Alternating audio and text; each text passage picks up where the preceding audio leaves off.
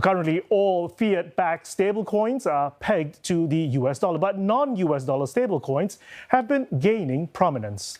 One such coin, that's XSGD, that's a Singapore dollar-backed stablecoin that's being launched on the Coinbase cryptocurrency exchange. Now, CNA's Elizabeth Neo spoke with Usman Naeem, who is Global Head of Derivative Sales and Agency Trading at Coinbase at Token 2049. And she started by asking him if XSGD could unlock greater market participation in the crypto space from Asia.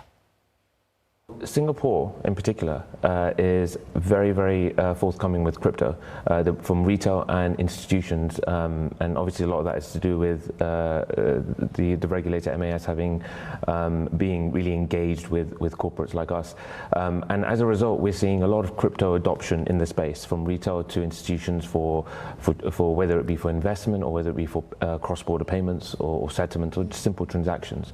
So the introduction of XSGD removes an extra layer of friction. It enables local people, whether retail or institutions, to transact in local currency but benefit from the streamlined and frictionless movements that stablecoins provide.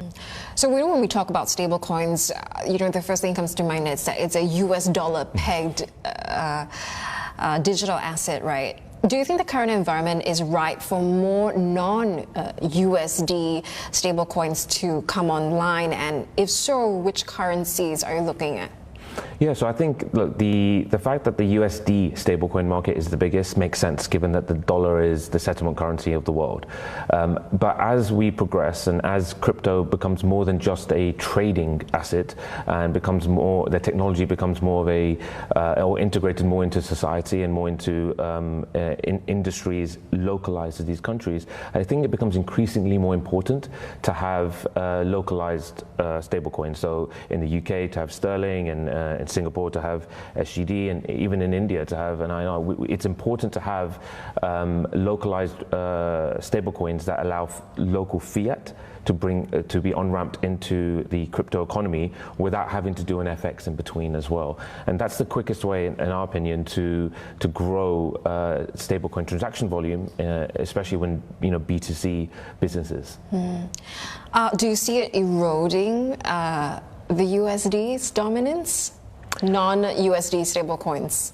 I don't think so. I think, look, the fiat transactions are huge globally, and the fact that you transact in dollar or USDC doesn't take away from transactions happening in SGD right now.